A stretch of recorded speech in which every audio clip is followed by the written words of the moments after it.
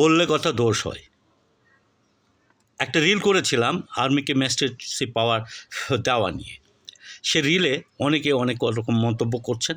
কেউ কেউ পারলে আর্মিকে একদম দেবতা বানিয়ে আকাশে তুলছেন। অ্যাজিব, মানে এই যে ছাত্র জনতার নেতৃত্বে যে অভ্যুত্থানটা হলো, যার পুরো নেতৃত্ব দিল ছাত্রগণ, ইয়ংরা, যুবকরা, জেনরা, তাদের কোনো কৃতিত্ব নেই। আর্মি আসলো, হাসিনাকে সরে যেতে বলল, হাসিনা সরে গেল, হাসিনাকে পালায়ে গেল। এইটাই হচ্ছে তাদের বোধ। আচ্ছা, কি হইতো 5 তারিখে যদি আর্মি হাসিনা সরকারকে সমর্থন দিত, হাসিনা রেজিমকে সমর্থন দিত, তাহলে কি হতো? যে লাখ লাখ মানুষ ঢাকার রাজপথে নেমে এসেছিল, সেই রাজপথের মানুষদের উপর নির্বিচারে গুলি চালাতো এবং খুন করতো। এই তো কতজন লোক মারা যেত? 50,000, 1 লাখ? নিশ্চয় সেই সময় গুলি চালালে এক গুলিতে 2 জন 3 জন মানুষ মারা যেত, এ বিষয়ে কোনো সন্দেহ নাই। এবং আর্মি যখন গুলি চালাতো তখন ছোটোখাটো গুলি চালাতো না, এটাও নিশ্চিত। তাহলে কি আন্দোলন থেমে যেত? সবাই নিজ নিজ ঘরে ফিরে যেত? এই লাশগুলি রাস্তায় পড়ে থাকতো?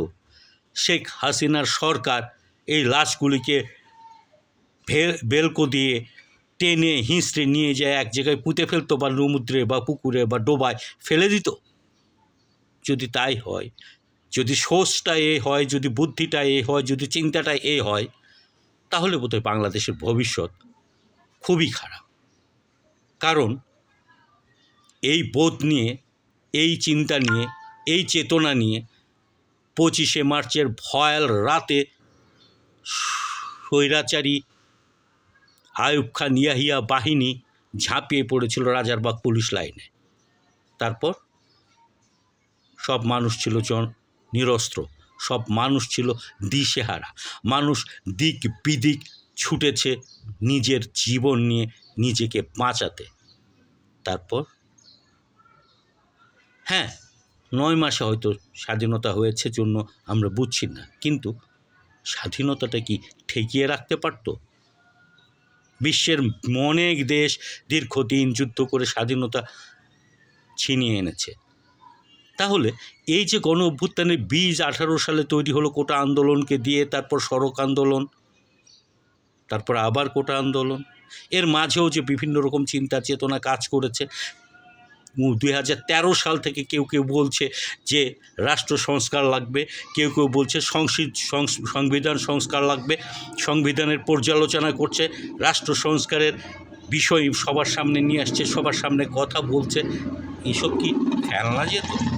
তার মানে বাংলাদেশের কোনো চিন্তা চেতনায় দাঁড়াতে পারবে না।